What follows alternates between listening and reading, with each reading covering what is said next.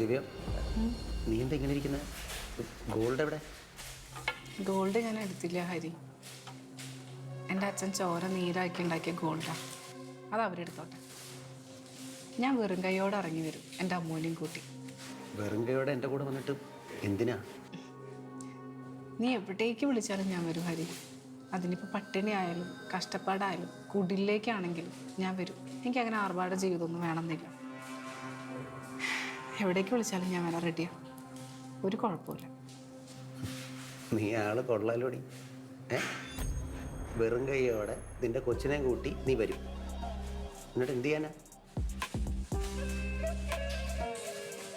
നീ എന്താ ഹരി ഇങ്ങനെയൊക്കെ പറയുന്നത്? ഞാൻ പോണ്, നീ വേറെ ആളെ നോക്ക്. അപ്പം നീ എന്നെ ചതിക്കുകയായിരുന്നോ? ഓഹോ, ഞാൻ ചതിച്ചെന്നാ? കല്യാണം കഴിഞ്ഞ് ഒരു കൊച്ചുള്ള നീ അല്ലടി ഭർത്താവിനെ ചതിച്ച് എൻ്റെ പുറകെ വന്നത്.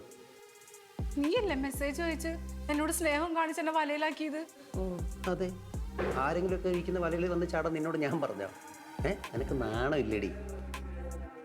എടി, ഞാൻ എനിക്ക് ഇഷ്ടമുള്ളവർക്ക് അയക്കും SMS മെസ്സേജും ഒക്കെ. നിന്നെപ്പോലെ സൂക്കേട് മൂത്തിരിക്കുന്നവളെ ഒന്ന് ചാടിക്കൊടുക്കും.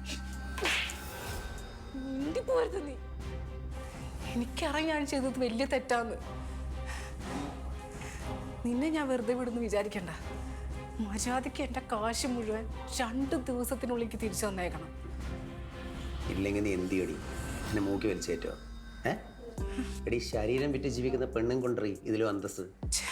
അവള് കാശ് കൊടുക്കാതെ അവളങ്ങ് വന്നേക്കുവാ. എനിക്കെന്തിനാടി പിന്നെ നിന്നെ? നിന്റെ അടുത്ത് നിന്ന് കിട്ടേണ്ടതൊക്കെ എനിക്ക് കിട്ടിക്കഴിഞ്ഞു. ഇപ്പം ആ ത്രില്ലും പോയി. എന്നാ ശരി, ഞാൻ പോവാ. ബൈ. അപ്പൊ നീ യൂസ് ചെയ്യായിരുന്നല്ലേ? അതെ, യൂസ് ആൻഡ് ത്രോ. ടാറ്റ.